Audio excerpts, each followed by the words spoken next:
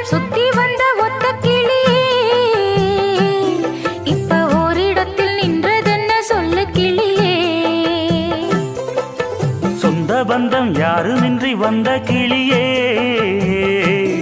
ஒரு சொந்தம் இப்போ வந்ததென்ன வாசல் வழியே.